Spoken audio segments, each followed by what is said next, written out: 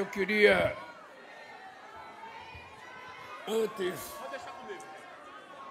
antes de falar o que eu vou falar aqui, queria dar um conselho para o companheiro Edinho. Queria dizer para o companheiro Edinho que o discurso que você fez aqui, você precisa mandar imprimir e cada dirigente do partido e cada delegado daqui colocar na cabeceira da cama para ler todo dia quando levantar, para a gente saber se a gente está cumprindo aquilo que é o nosso desejo verbal. Eu digo isso porque o Paulo Okamoto me convidou outro dia para participar de um debate feito pela Fundação com alguns dirigentes do partido. E eu fiz uma pergunta se as pessoas tinham lido o manifesto do PT.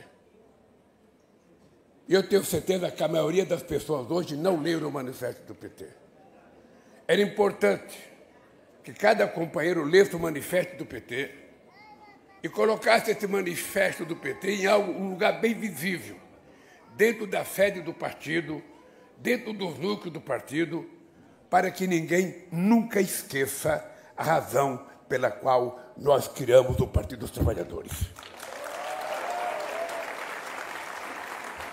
Se a gente manter, e se mantivermos hoje, os sonhos que levou a gente a criar o PT, a gente não estaria reclamando nunca do PT. Eu mandei colocar aquela fotografia lá para vocês darem uma olhada. Ali, daqueles que ajudaram a fundar o PT, só tem vivo eu, o Olívio Dutra, o Hélio Dolly, que é jornalista aqui em Brasília, o Antônio Caro, que era deputado no Mato Grosso, o Ayrton Soares. O restante, todos já morreram. Todos. Não estou vendo o Paulo Scramove ali. Tá? Mas ali quase todos já morreram. Numa demonstração de que companheiros como Apolônio de Carvalho, que nos ajudou, não está aí também. O companheiro Paulo Freire não está aí. Ou seja, tem muita gente boa que ajudou a gente a fundar o PT que não está aí. E isso, no fundo, era para que a gente não esqueça que antes de nós chegarmos no PT, alguém tinha criado esse partido. Alguém tinha acreditado que nós não seremos nem os primeiros e nem os últimos. Nós teremos apenas alguns que participou dessa trajetória. E lembrar todo mundo, que esse partido que muitas vezes nós questionamos, que muitas vezes nós xingamos, que muitas vezes nós achamos que não está fazendo o que precisa ser feito, na história política do Brasil, desde que foi conquistada o direito de voltar para a presidência, este partido ou é o segundo ou é o primeiro. Nós fomos o segundo em 89, o segundo em 94, o segundo em 98, o primeiro em 2002, o primeiro em 2006, o primeiro em 2010, o primeiro em 2014, o segundo em 2018 e o primeiro em 2022.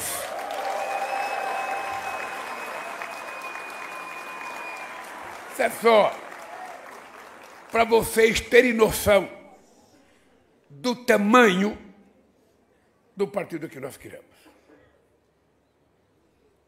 E que nós precisamos, daqui para frente, reparar erros que nós cometemos, para que a gente não cometa os mesmos erros. Porque quando a gente faz a exaltação do PT, é muito bonito, porque a gente conquista aplausos. Mas se a gente não também comentar os erros que nós fizemos, a gente pode continuar cometendo esses erros. E eu queria dizer para vocês que estou feliz que o companheiro Delube está presente aqui nesta plenária. Estou feliz, acho que o Vacari também está aqui nessa plenária. Acho extremamente importante a volta do Zé Dirceu para a direção nacional do PT. Acho que o companheiro Genuíno deveria estar nessa também. Porque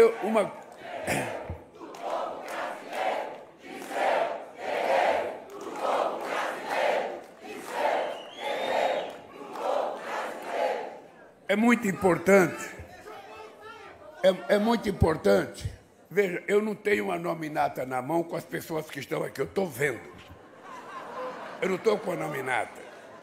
Mas eu só queria dizer para vocês, companheiros e companheiras, que ontem à noite eu fiquei muito preocupado com o que falar hoje. Normalmente, um presidente da República vem num evento desse para dizer o que o governo está fazendo. Normalmente é assim. Mas eu sei que o Haddad já esteve aqui no sábado fazendo uma boa explanação sobre as coisas econômicas do governo. A Gleisi Hoffmann, na fala dela, disse uma série de coisas que o nosso governo está fazendo. E eu, então, fiquei na dúvida se eu ia falar do governo ou se eu ia falar do PT.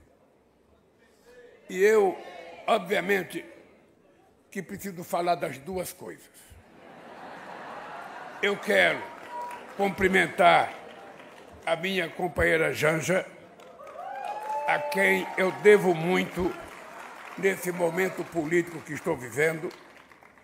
Quero cumprimentar o companheiro Humberto Costa, que teve a delicadeza e a gentileza de atender um apelo para assumir a direção do partido no momento problemático do partido. Quero cumprimentar o companheiro Edinho e dizer para o Edinho que coisa interessante, Edinho. Quando a Gleisi foi ser presidenta do partido,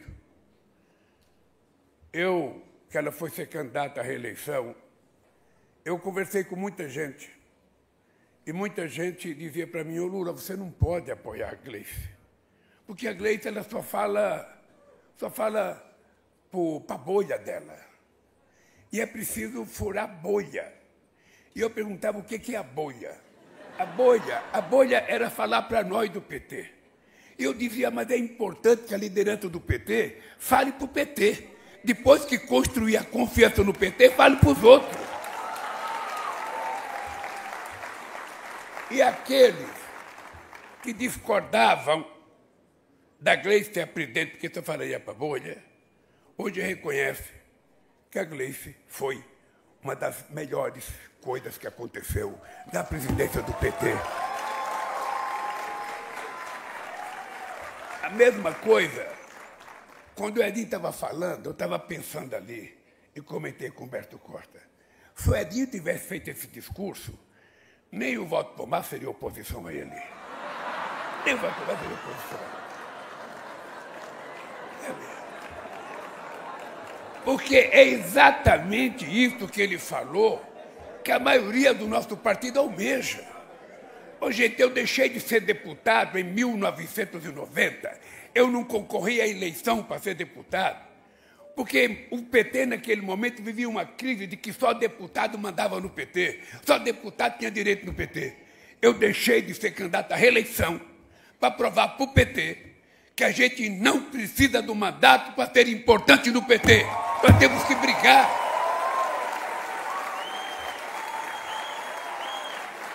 Está certo que ninguém me acompanhou. Está certo que eu pensei que ia ter mais gente que me acompanhou, mas não acompanhou. Mas, de qualquer forma, eu quero dizer para vocês uma coisa interessante, inclusive aos deputados que estão aqui, às deputadas, aos senadores e senadoras, aos ministros que estão aqui. É muito difícil a gente deixar de reconhecer o valor das pessoas que compõem esse governo. Os que são do PT, os que não são do PT. Muitos deles votaram contra mim nas eleições de 2022. Não trabalharam comigo. Trabalharam contra. Agora, quando a gente tem um resultado eleitoral definitivo, é que a gente tem a radiografia, a ressonância magnética da verdade política. Porque na campanha eu só acho, na campanha eu só acredito, na campanha eu só penso. Mas quando termina as eleições, a gente tem a radiografia fiel do que foi a eleição. E nessa eleição, o nosso partido só elegeu 70 deputados de 513. É muita diferença. Se nós fôssemos bons, como nós pensamos que somos, a gente teria eleito pelo menos uns 140 ou 150. Mas não é um defeito só do PT, é de toda a esquerda. Se somar o PCdoB, o PSB, o PT, e vamos colocar o PDT no bolo, você chega a quantos deputados, Gleice? A 140, 130 deputados. De 513. De senadores de 81, o PT só elegeu 9. Essa ressonância magnética política é que norteia as ações políticas do governo.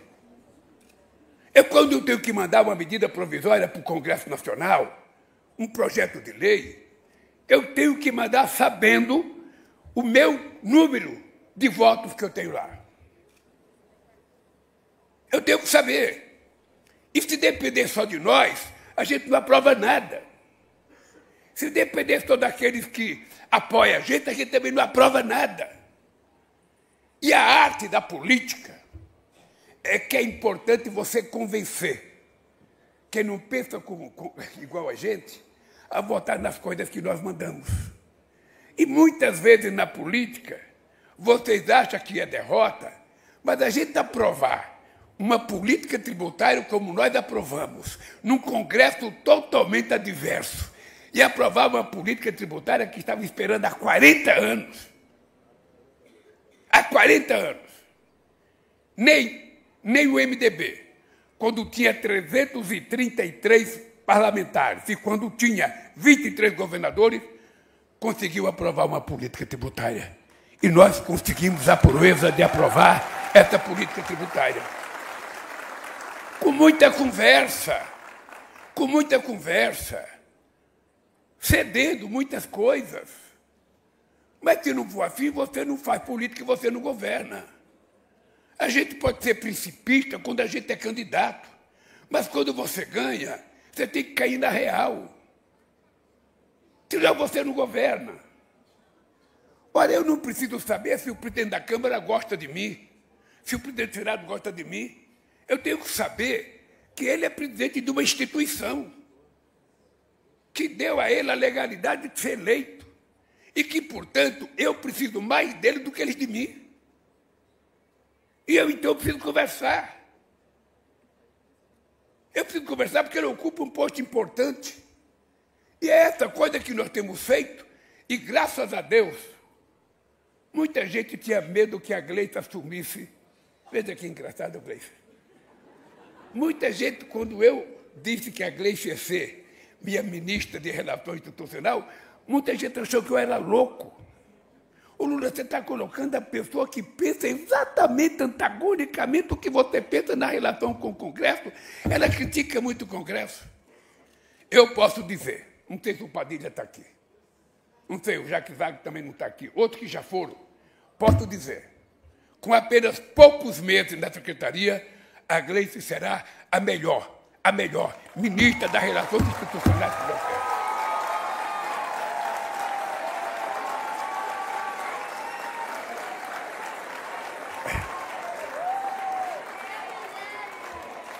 Então, veja, é importante a gente ter clareza do papel do Lindenberg como líder de uma bancada minoritária, que às vezes ele é obrigado a gritar, xingar, debater, porque é o papel dele. Mas, diferente dele, é o líder do governo.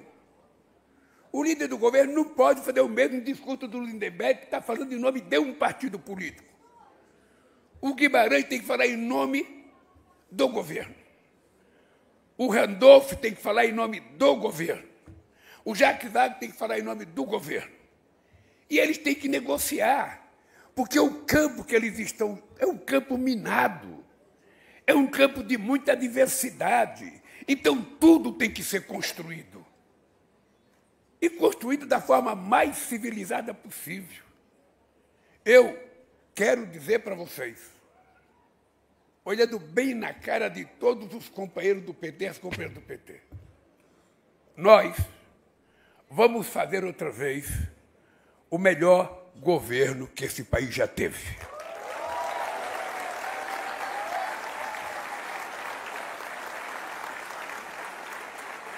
Eu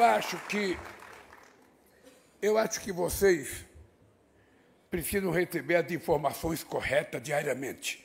E hoje é possível receber comunicações diariamente. É só vocês entrarem no Comunica BR. Todo mundo tem qualquer informação do PT.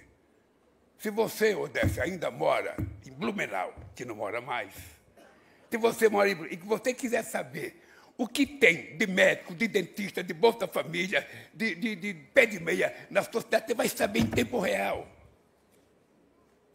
Você não tem que ficar procurando. Entre no Comunica BR. Que todo mundo vai ter da cidade menor à cidade maior. As pessoas não têm noção de quantos pés de meia tem em São Paulo. Tem mais de 400 e poucos mil estudantes recebendo só na capital. Então, se nós não soubermos, nós não temos, porque é muito difícil para um partido de esquerda, Edinho, é muito difícil. Quando a gente defende vários princípios, quando a gente vai anunciar uma coisa boa, as pessoas estão sempre cobrando, sabe, aquilo que falta. As pessoas nunca agradecem aquilo que conquistou. Sabe, é uma necessidade de mostrar que é mais radical do que a proposta. É uma necessidade, é uma coisa maluca, coisa que o governo não tem que fazer. O governo ele tem que fazer aquilo que pode fazer. Por exemplo, nessa briga que a gente está fazendo agora com a taxação dos Estados Unidos, eu tenho um limite de briga com o governo americano. Eu não posso falar tudo o que eu acho que eu devo falar, eu tenho que falar que é possível falar. Porque eu acho que nós temos que falar aquilo que é necessário. A coisa que me norteia é a frase do Chico Buarque. Eu gosto do PT porque não fala fino com os Estados Unidos e não fala grosso com a Bolívia. A gente fala em igualdade de condições com os dois. Essa que é a lógica da política. E eu, companheiros, nesses 2 anos de mandato, presta atenção numa coisa. Eu já fiz reuniões com todos os presidentes da América do Sul, já fiz reunião com todos os presidentes da CELAC, que são 33, já fiz reunião com todos os países do CARICOM, que são 14, já fiz reunião com todos os países da África, com os presidentes da África, no congresso deles, são 54, já fiz encontro com toda a União Europeia, já visitei a Arábia Saudita, já visitei os Emirados Árabes, já visitei o Catar, já visitei a Etiópia, já visitei o Egito, já visitei a Angola, já visitei a África do Sul, já visitei, sabe, vários países europeus, já estamos concluindo o acordo Brasil, Mercosul, União Europeia. Nós nunca fizemos tanto. Sabe quantos acordos novos nós fizemos? Quanto mercado nós abrimos em apenas 2 anos e meio? 398 novos mercados para os produtos brasileiros. Porque a nossa volta à presidência desse país foi como se a gente tivesse aberto um portão grande, onde todo mundo quer conversar com o Brasil. E o Brasil tem que conversar com todo mundo. E quem viaja ao mundo sabe qual é a respeitabilidade do Brasil lá fora. Nós fizemos a melhor reunião que o G20 já fez na sua história aqui no Brasil. Nós fizemos a maior reunião dos BRICS já realizada aqui no Brasil. E vamos fazer a melhor COP já realizada aqui no Brasil. E isso começa a assustar as pessoas que acham que são donas do mundo. Como é que aparece um país que até ontem era tratado como se fosse uma republiqueta de banana, querendo falar grosso? Querendo dizer que é preciso criar uma moeda de comércio para não ficar tudo dependendo do dólar.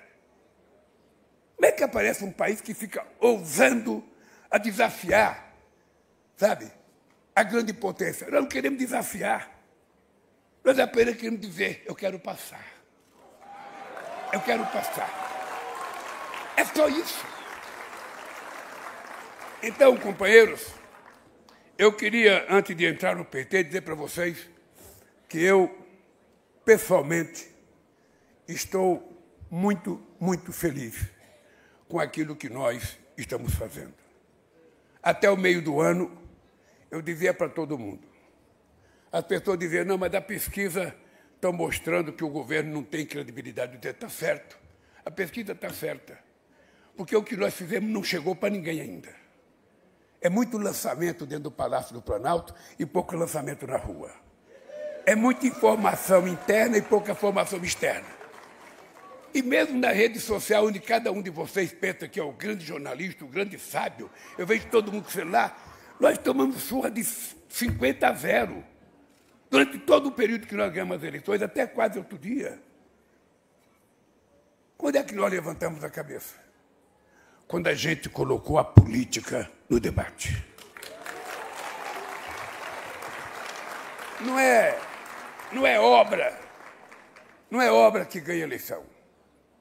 Se obra ganhasse a eleição, o Bolsonaro não teria sido eleito, porque nunca fez nada, e ele não teria tido a força que teve no processo eleitoral. Porque você viaja ao Brasil, você não encontra nada que ele fez. Era a política. Era a luta contra o sistema. Que ele faz parte do sistema. Mas conseguiu achar que o Lindenberg é o Lula que é do sistema. E conseguiram uma proeza ofensiva contra nós, defendendo coisa que a extrema-direita brasileira sempre teve vergonha. Eu briguei contra o Maluf em São Paulo durante 40 anos. Os malufistas nunca defenderam a ditadura militar. Aliás, é importante lembrar que o Maluf foi o cara que enfrentou o Geisel, quando ele tentou lançar o laudo Natel. É importante lembrar que ele enfrentou o Geisel quando quase que lançou o Andreasa. Ora, hoje não, a direita tem a cara de pau de defender as torturas do general Ustra. Tem a defesa, sabe, da questão das mulheres, da questão dos negros, dos sindicalistas. 4 anos sem receber um sindicalista nesse país.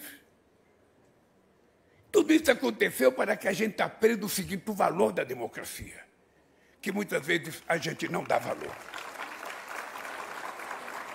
Na vida também a gente só dá valor quando a gente perde as coisas.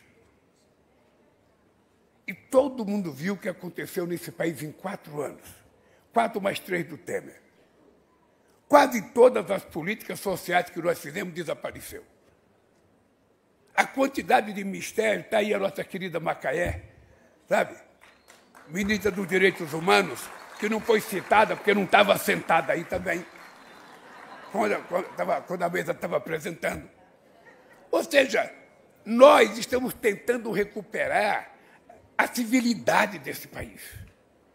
E ainda, Paulo Okamoto, você que está na fundação, falta muita coisa para a gente fazer.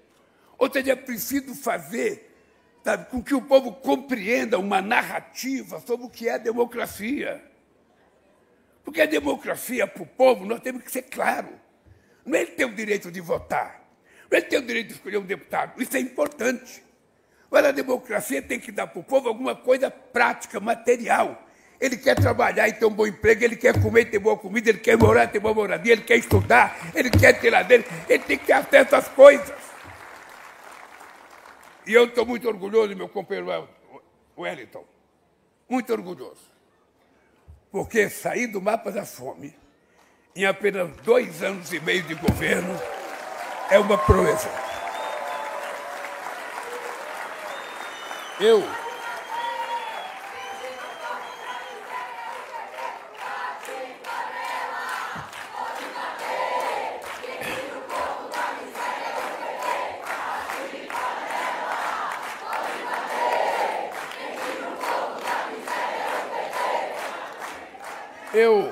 Eu fico feliz, Edinho, porque no meu discurso de 2003, a coisa mais forte que eu disse foi que, se ao terminar o meu mandato, eu tivesse conquistado o direito de cada mulher, de cada homem e de cada criança, tivesse almoçado, tomado café e jantado, eu teria realizado a missão da minha vida.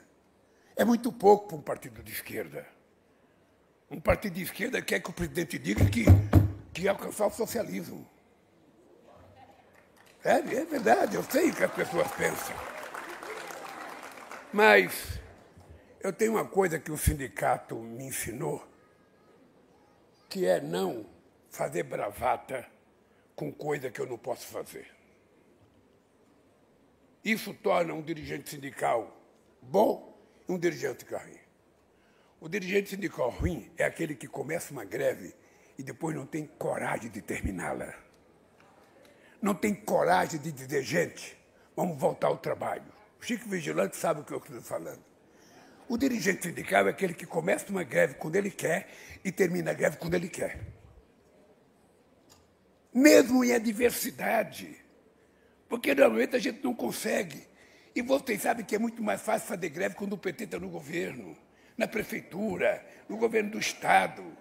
É muito mais fácil, porque eles têm certeza de que o PT não será ofensivo, de que não haverá polícia, de que ninguém será perseguido. É muito mais fácil. Então, a liderança política, Dinho, é exatamente isso, cara. É a gente ter a coragem de olhar para o soldado e dizer, vamos à guerra. Mas essa mesma coragem, você tem que olhar naquela soldado e falar, vamos para a guerra. Essa é a diferença entre um líder e um bravateiro. Entre alguém sério e alguém que não é sério. E é isso que o PT precisa. O PT não pode ter essa divisão que está tendo agora. Eu ouvi dizer que na CNB tem 3, 4 tendências em algum estado. Essas tendências não são ideológicas, não são políticas, são pessoais. E tem que acabar.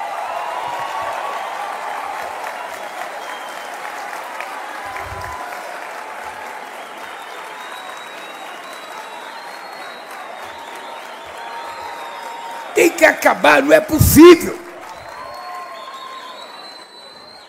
Quando você vai perguntar qual é a tendência é uma picuinha entre a relação pessoal das pessoas. E o partido não pode ser vítima disso.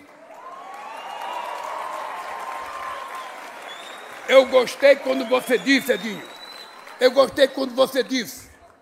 é importante que as pessoas tomem decisão de querer ter as coisas. Mas é importante as pessoas, de vez em quando, perguntar se o partido quer que seja ele que é. Porque aqui nós temos uma coisa muito engraçada. O cara se autodetermina candidato a alguma coisa sem consultar o partido. E depois impõe no partido a candidatura. Isso para vereador, para deputado estadual, para tudo. Ou seja, é importante que o partido tenha a possibilidade de articular se o candidato é nosso ou se não é. Se a gente vai fazer aliança ou não vai. Quais são as possibilidades de ganhar? Nós precisamos agora fazer uma eleição em 2023 e eleger uma maioria de senadores. Então, temos que prestar atenção nisso. Nós temos que prestar atenção nisso. Os nossos senadores, nós temos quase todos reeleição. Eles não. Eles já têm 25 senadores. Se eles eleger 17, eles vão para 41. E vão fazer a maioria no Senado. É importante que a gente pense isso. Que a gente, quando voltar para casa, quando alguém falar, quero ser candidato a senador, mas avaliar qual é a possibilidade dele. Mas avaliar se ele tem chance. Vamos ver quem é que apoia. Eu quero ser governador. Tudo bem, é bom que você queira ser governador, mas vamos discutir. Quais são as chances que você tem de ser candidato a governador? Porque senão o cara é candidato quando ele quer. Quando ele quer, ele é candidato. Quando ele não quer, ele não é candidato. Então, o partido nunca disse que precisa. Então, se a gente não fizer isso, a gente não normaliza esse partido a ser o partido que nós criamos, que nós fundamos, para ser efetivamente a representação do povo brasileiro. É preciso mudar o nosso comportamento. Tem gente que trabalha no governo e não paga o PT. Precisa pagar, Gleide.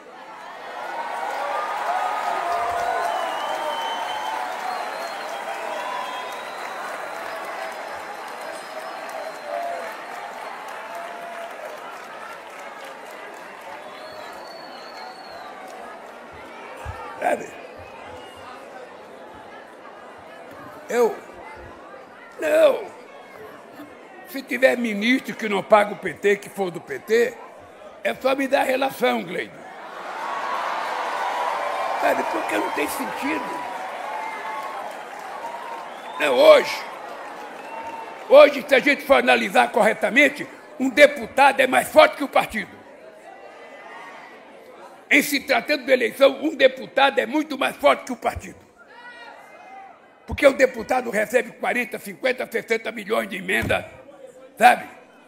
E fica fazendo acordo com o vereador, acordo com o prefeito, acordo não sei com quem, e o partido mendigando a eleição de alguém novo, que não pode nunca ser candidato. Sabe?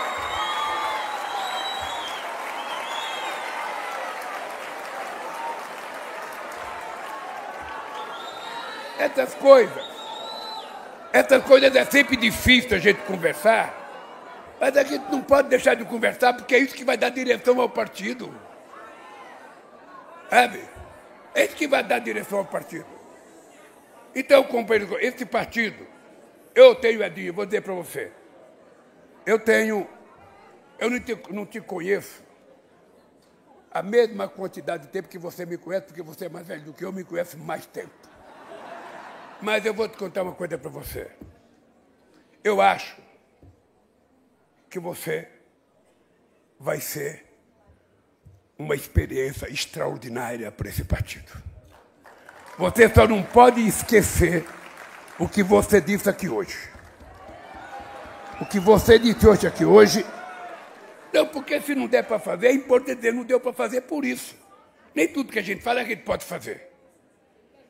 Mas nós temos que tentar, porque senão a gente não traz o PT, esse partido que é o maior instrumento político criado pelo povo brasileiro.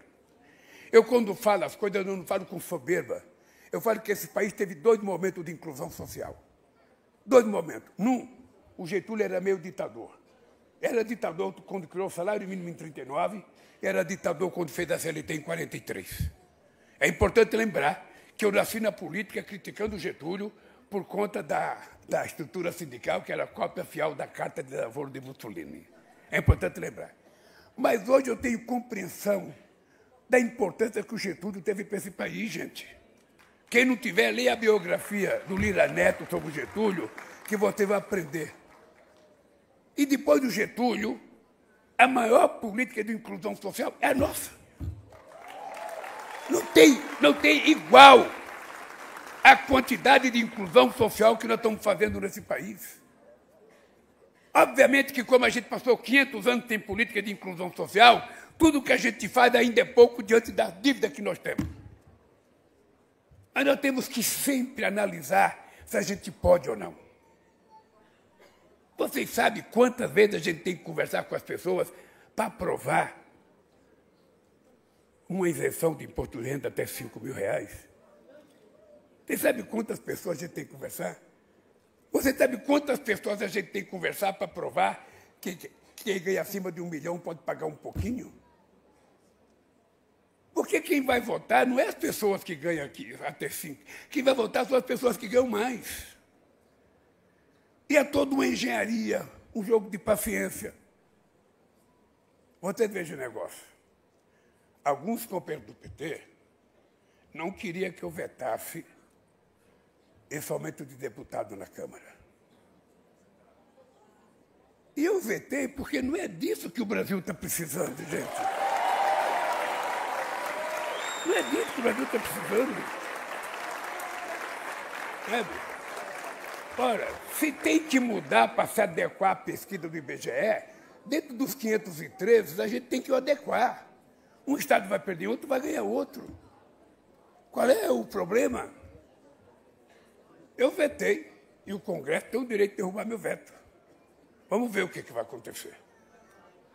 Então, o PT, vocês têm que compreender isso.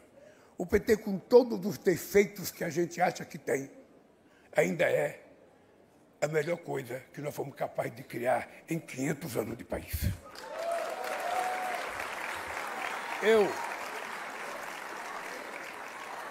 Eu sou grato às alianças políticas que eu faço. O PCdoB está comigo desde 2009, desde 89.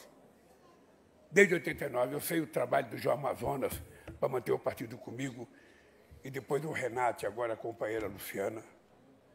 sabe? E eu sou grato a isso, sou grato às nossas alianças com o PSB. E queria dizer para vocês que esse PT, que já foi tentado destruir há muito tempo, vocês estão lembrados de gente que fez discurso aqui dentro do Congresso Nacional que era preciso banir, tirar do mapa essa desgraça desse partido. Vocês estão lembrados do que aconteceu conosco, com o Mensalão? Ninguém aqui esqueceu, Zé Dirceu, a teoria do domínio do fato. Ninguém esqueceu. A gente não toca no assunto, mas ninguém esqueceu. Eu não esqueci o que aconteceu comigo na Lava Jato. Mas eu não posso voltar para governar com o coração magoado, com ódio, tentando me vingar de ninguém, não. Eu fui eleito para governar para esse povo e não para...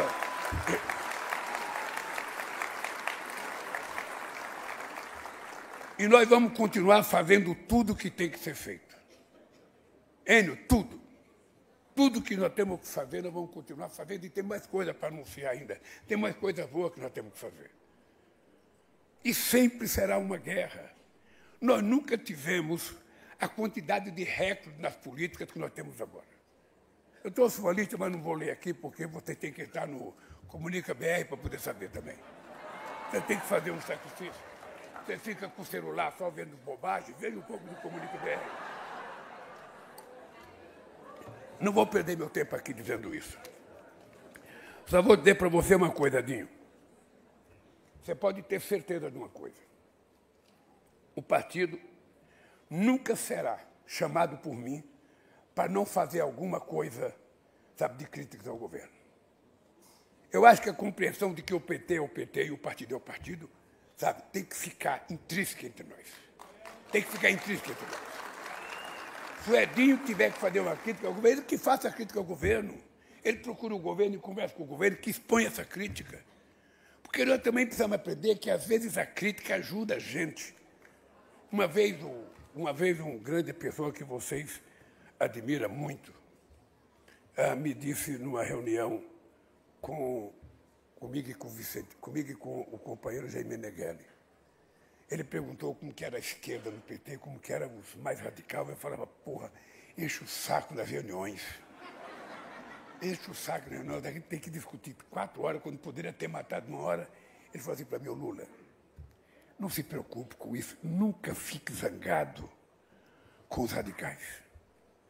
Porque os radicais de esquerda nunca vão conseguir aprovar o que eles querem. Mas eles também não vão deixar você aprovar o da direita. Você vai sempre ficar no caminho do meio, tentando fazer as coisas que é possível fazer.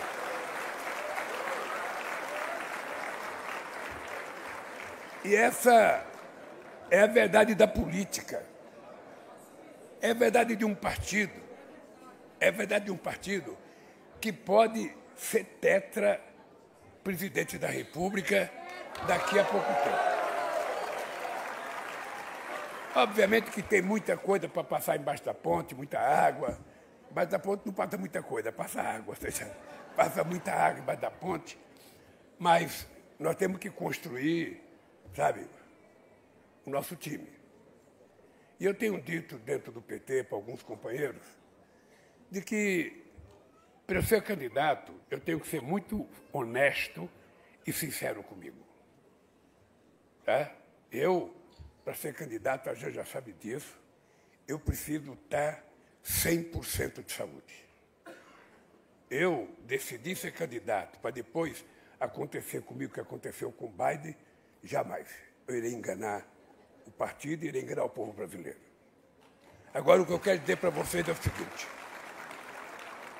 Quando eu falo que eu tenho 80, energia de 30, vocês podem acreditar. Hoje, eu me sinto mais saudável do que quando eu tinha 60 ou 65 anos. Eu me cuido mais. Tenho uma mulher que me cuida muito. E eu estou preparado, no momento exato, para dizer para vocês. E quero que os adversários saibam quero que os adversários saibam, se eu for candidato, eu não vou disputar, eu vou ser candidato para ganhar as eleições nesse país.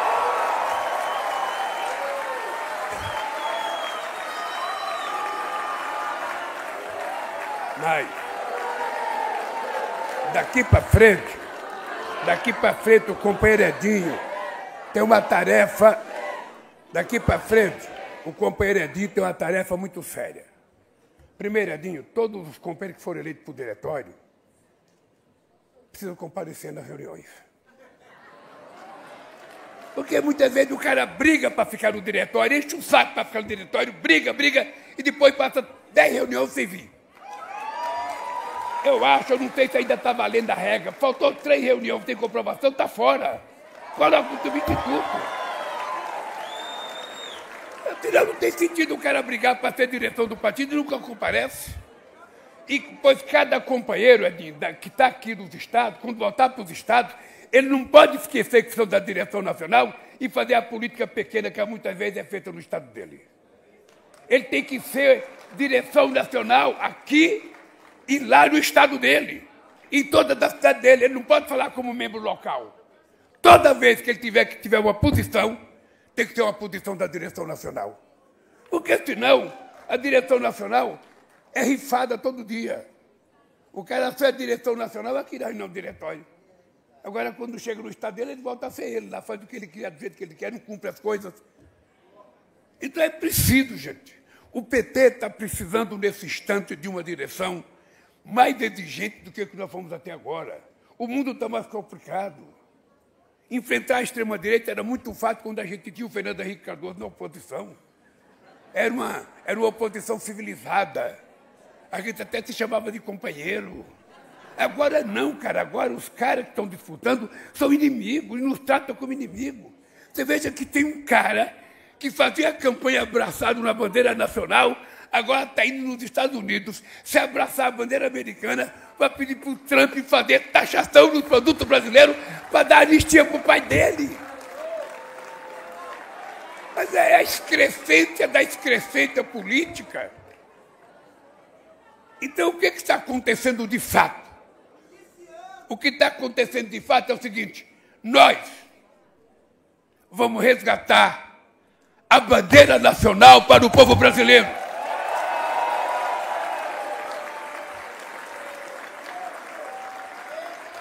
Vamos resgatar a camiseta da seleção brasileira para o povo brasileiro. Não é possível que fascistas, nazistas, fiquem desfilando com as cores nacional, contando mentira e traindo a pátria. Porque Tiradentes foi traído por Joaquim Tiberio dos Reis, sabe por quê? Queria fazer a independência de Minas Gerais. Ele traiu um homem. Eles estão traindo o povo brasileiro. Renunciar ao mandato de deputado para ir lá, ficar lambendo as botas do Trump e pedindo para ele taxar o Brasil mais alto, o máximo que puder. E nós precisamos dizer, nesse país aqui, a gente tem muitos defeitos. Mas quem é brasileiro e quem defende esse país somos nós, o povo brasileiro. E disso nós não abrimos mão. Por isso, gente, eu quero terminar. Sem anistia! Sem anistia! Olha, Sem anistia! deixa eu dizer uma coisa para vocês sobre esse assunto. Deixa eu dizer para vocês uma coisa sobre esse assunto. O Brasil, hoje, não é tão dependente como já foi dos Estados Unidos. O Brasil tem uma relação comercial muito ampla no mundo inteiro. A gente está muito mais tranquilo do ponto de vista econômico. Mas, obviamente, que eu não vou deixar de compreender a importância da relação diplomática com os Estados Unidos, que já dura 201 anos. Eu não vou esquecer que eles também já deram o golpe aqui, ajudaram a dar o golpe. Mas o que eu quero saber é daqui para frente o que é que eu faço. E daqui para frente eles têm que saber que nós temos o que negociar. Nós temos tamanho, nós temos postura, nós temos interesses econômicos e interesses políticos para negociar. Eu não vou abrir mão de achar que a gente precisa procurar construir uma moeda alternativa para que a gente possa negociar com os outros países. Eu não preciso ficar subordinado ao dólar. E eu não estou falando isso agora, não. Em 2004, nós fizemos isso com a Argentina. Em 2004. Agora, nós queremos negociar. Nós queremos negociar igualdade de condições. Negociar igualdade de condições. Os Estados Unidos é muito grande, é o país mais bélico do mundo, é o país mais tecnológico do mundo, é o país maior econômico do mundo. Mas tudo isso é muito importante. Mas nós queremos ser respeitados pelo nosso tamanho. Nós temos interesses econômicos, temos interesses estratégicos, nós queremos crescer. E nós não somos de uma republiqueta. Tentar colocar um assunto político para nos taxar economicamente é inaceitável. É inaceitável. Eu acho que um presidente da República pode taxar o que quiser. Aqui no Brasil, é importante vocês saberem, de vez em quando eu me reúno com o Alckmin, talvez me reúno com a Haddad, para a gente aumentar a taxa de algum produto que a gente importa de algum outro país. E a gente aumenta no máximo aquilo que a OMC permite que aumente 35%. Agora ele extrapolou os limites, porque ele quer acabar com o multilateralismo. Ele quer a volta da negociação, sabe, país com país. Ou seja, você negociar, um país pequeno, negociar com os Estados Unidos, é como um trabalhador de uma fábrica que tem 80 mil trabalhadores negociar sozinho com o patrão. O acordo é leonino, não vai ganhar nada. Então, o que nós queremos, na verdade, é o seguinte: nós estamos trabalhando, nós vamos ajudar nossas empresas, nós vamos defender os nossos trabalhadores e vamos dizer o seguinte: olha, quando quiser negociar, as propostas estão na mesa. Aliás, já foram apresentadas as propostas pelo Alckmin e pelo Mauro Vieira. Então, é simplesmente isso. Eu vou continuar daquele mesmo jeito. Eu não estou disposto a brigar nem com o Uruguai, nem com o Paraguai, nem com a Venezuela, nem com a Bolívia, nem com a Nicarágua, nem com ninguém. Esse país é um país de paz. Esse é um país, sabe, em que as pessoas querem progredir. Nós queremos crescer economicamente. Nós queremos fazer com que o nosso povo tenha um padrão de vida mais digno, tenha mais estudo, tenha mais cultura, mais lazer. É isso que nós queremos. Nós não queremos confusão. Então, quem quiser confusão conosco, pode saber que nós não queremos brigar. Agora, não pensem que nós temos medo. Não pensem. Eu, companheiro Edinho, quero que você saiba que daqui para frente eu espero que você tenha uma interlocução comigo diretamente e com os ministros que você quiser conversar. Não tem tabu, nem com você, nem com outro partido. Estamos dispostos a conversar. Você deveria ter dito aqui que está propondo, e nós vamos anunciar, a Universidade de Esporte aqui nesse país. E vamos anunciar também a Universidade Indígena nesse país. Para que a gente possa garantir. A Aniele quer ser professora da Universidade de Esporte, porque ela disse que foi jogadora de vôlei. Não tem uma fotografia dela jogando vôlei. Não, ela disse que foi para os Estados Unidos jogar vôlei, que quase foi campeã. Não tem uma foto dela. A foto dela é criança no Vasco da Gama. Que aquela foto parece mais uma foto de gandula do que uma foto de jogadora de bola. Então, gente, olha, deixa eu contar para vocês uma coisa para terminar aqui de verdade, porque eu já enchi o saco de vocês. Pode ter certeza de uma coisa. Eu vivo pessoalmente o melhor momento da minha vida. E vivo politicamente também o meu melhor momento. Pode ter certeza que eu sou um cara otimista. Estou muito motivado. Muito, mas muito motivado. Eu acho que até já fiquei com menos de 30 anos agora. Eu estou com quase 28 anos. Porque a minha tese, a mãe do Edinho tem 80 anos. Eu faço 80 anos, minha querida, 27 de outubro. E você sabe que eu não sou contra a velhice, não. Acho que a velhice é um dom de Deus. Sabe? A gente viver muito tempo é um dom de Deus. Agora, a gente viver mais anos não significa que a gente seja velho fisicamente e mentalmente. Quando a gente tem uma causa, não há velhice que chegue na gente. Não há velhice. E se tem uma coisa que eu tenho orgulho de, embora eu diga que não sou principista, é que se você pegar os meus discursos de 78 na greve dos metalúrgicos, se você pegar o meu discurso da fundação do PT, se você pegar o meu discurso em 90, em 2000, você vai perceber que tem uma coisa que eu mergulho muito. É a minha coerência de saber aonde eu nasci, saber de que lado que eu estou e saber para onde eu vou quando eu deixar a presidência da República. Tenho orgulho e vou contar para vocês uma coisa que eu já contei. Quando eu fui enviar em 2003, era a primeira vez que o Brasil era convidado para participar de um G7. Eu cheguei na reunião, tinha uma sala de vidro, parecia um aquário, e estavam lá todas as personalidades grandes que eu via na televisão.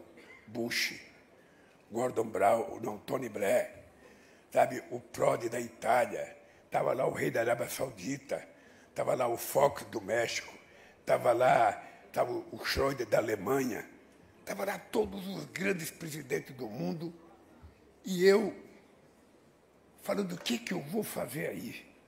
Aí chega um cara e fala assim para mim, fala para o Sérgio, que não podia entrar ninguém, eu sozinho. Eu falei, porra, o cara falou, não pode entrar ninguém, tem que ser você sozinho. Eu do lado de fora, estava com 6 meses na presidência da República, Valmir, 6 meses, com meu cursinho de diploma do Senai embaixo do braço. E eu falei, pô, eu não entendo uma palavra em inglês, não entendo uma palavra em espanhol. Eu só falava cueca-cuela. E depois eu percebi que não era. Aí eu fiquei olhando para a cara dele, eu falei assim, pô, aqui, qual desses caras já passou fome? Qual desses caras foi comer pão com 7 anos de idade? Qual desses caras já ficou desempregado? Qual desses caras conhece um chão de fábrica? Qual desses caras já teve enchente na sua casa de 1,5 metros de água entrando na sua casa? Qual desses caras já acordou à noite com rato, barata, sabe, tentando subir na cama? Eu falei, nenhum deles. Sabe, eu aqui sou mais eu. Eu vou entrar, é eles que têm que ouvir. É eles que têm que ouvir a minha experiência e não eu ouvir a experiência deles. E é por isso que eu não esqueço. Eu nunca esqueço de onde eu vim e para onde eu vou. E nunca esqueço. Eu sei que eu dei muito ao PT, mas eu sei que sem o PT eu não seria ninguém. Porque o PT é efetivamente a mola propulsora que me faz ter essa crença. O PT é exatamente um instrumento político que faz com que eu acredite que é possível. E é graças a essa tenacidade de vocês. É graças ao apoio dos companheiros dos outros partidos de esquerda. É graças ao apoio de muita gente da sociedade brasileira que eu acredito que nós nunca mais vamos permitir que alguém de extrema-direita, com a cabeça e tendência fascista, volte a governar esse país. A democracia ela exige alternância de poder. É muito importante que tenha alternância de poder. É muito importante que troque as pessoas que governam de quando em quando, porque se a gente ficar muito tempo, também a gente fica viciado fazendo coisa errada. Um ditador começa a surgir depois de muito tempo que alguém fica no governo. Mas é muito tempo que a gente volta a conquistar a democracia. E eu queria, Paulo Okamoto, que nos cursos que você faz na Fundação, na política que você faz hoje, Edinho, é preciso, além da democracia, a gente colocar uma palavra muito forte, que é a palavra soberania. O povo tem que saber o que é soberania e cabe a todos nós dizer. Por isso, companheiros e companheiras, eu nasci na política dizendo que um elefante assusta muita gente, 2 assusta muito mais. Agora eu quero dizer para vocês, se eles não estão contentes com o que a gente está fazendo em apenas 3 mandatos, se preparem, porque pode ter o 4º mandato já no ano que vem. Um abraço, gente. Boa sorte ao nosso partido e que Deus nos ajuda. Aqui. Lula lá, brilha nossa estrela. Lula lá, renasce a esperança. Lula lá, o Brasil criança.